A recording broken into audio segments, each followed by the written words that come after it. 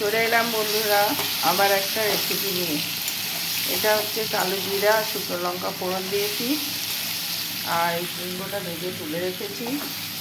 তারপরে আলুটা দিয়েছি, দিয়ে ভাজা ভাজা করে পটল দিয়েছি। পটল ভাজা ভাজা হওয়ার পরে টমেটো দিয়েছি, আর শুধু সামান্য হলুদ আর নুন দিয়েছি।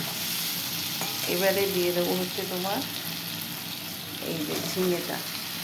অনেকটা ঝিঙে হয়েছে, তাও একটা তুলে রেখেছি ঝিঙে, বুঝতে পারি না। যদিও আমার এই নিরামিষ তরকারিটা জানো তো খুব লাগে, মানে একজন তো বাড়িতে পুরো নিরামিষ খান, তারপরে আজকে তো আমাদেরও নিরামিষ। এতদিনে হয়তো যারা আমাকে ফলো করছো দেখছো তারা সবাই জেনে গেছো যে শুক্রবার করে আমার নিরামিষ চলে। সেই জন্য আমাকে একটু নিরামিষের পাতটা বেশি রাখতে হয়। চিনিটা দিয়ে দিই, চিনিটা একটু পরে দেবো। আবার একটু তোমার কিছুটা টমেটো এই যে এখানে কেটে রেখেছি, এটা নাও আবার কিছুক্ষণ আগে দেবো। টমেটো আর কাঁচা লঙ্কাটা, ধনে পাতাও দেবো। বলো তো তোমরা কে কে তরকারিটা রান্না করো?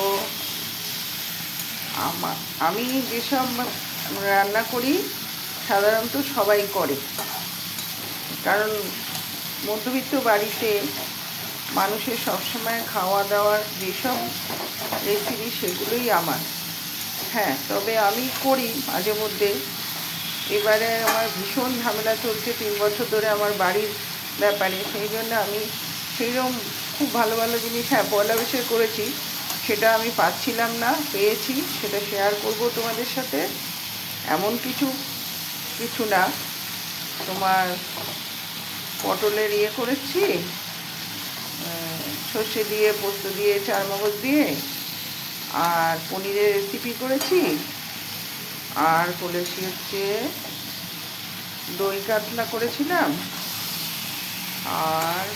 আর একটা কী করেছিলাম, আর 2-3 রকমের ভাজা করেছিলাম, আর ডাল করেছিলাম। ডালটা তোমার সবজি ডাল ছিল, না সরি সবজি ডাল না, ছোলার ডাল ছিল। ভেবেছিলাম ভাত করব না, কিন্তু ভাতই করেছিলাম। ইচ্ছা ছিল হয় পোলাও করব, নয় ফ্রাইড রাইস করবো, কিন্তু সেটা করা হয়নি, ভাতই করেছিলাম।